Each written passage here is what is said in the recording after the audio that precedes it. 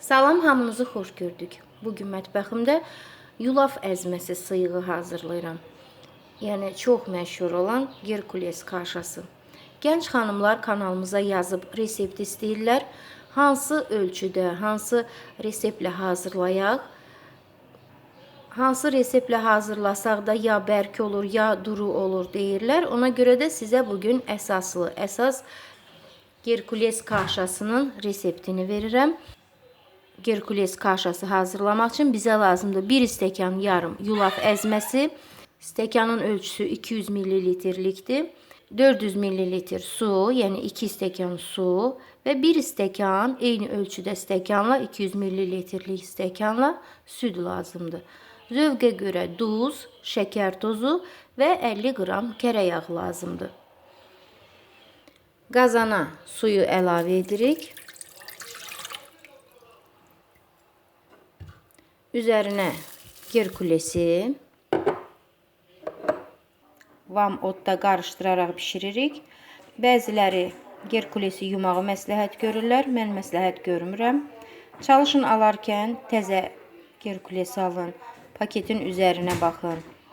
Gerkulesi yuduqda tərkibində olan nişasta tamamilə su ilə axıb gedir. Ona görə də belə təzə gerkulesdən istifadə edin və yumadan suyun içərisinə əlavə edin.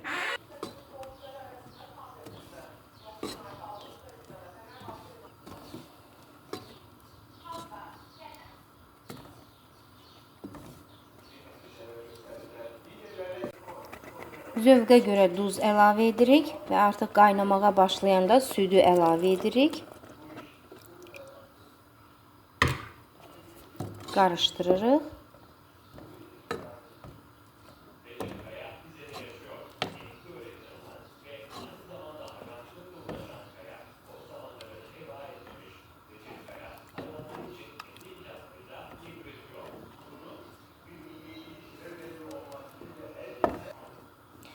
Südü əlavə etdikdə dayanmadan qarışdırmaq lazımdır ki, qazanın dibi yanmasın.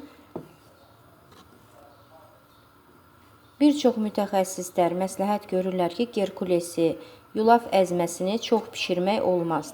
Tərkibində olan xeyirli vitaminlər, minerallar dağılmasın deyə onu çox bişirməyi məsləhət görmürlər.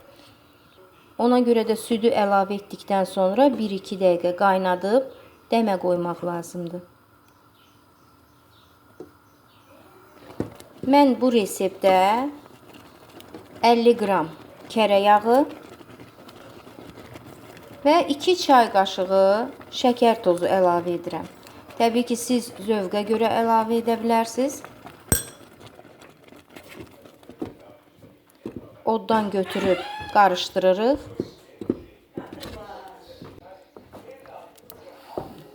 Qarışdırırıq, yağ ərisin. Qaynadıqda 1 dəqiqə qaynadıb oddan götürürük. Qapağını qoyub 5-6 dəqiqəlik dəmə qoyuruq.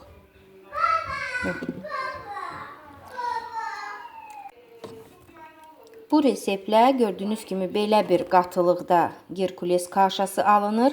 Uşaqlar üçün çox rahatdır, yəni qaşıqla yedirtməyə. Əgər bir qədər duru hazırlamaq istəyirsinizsə, o zaman südü yarım stəkan artıq əlavə edə bilərsiniz.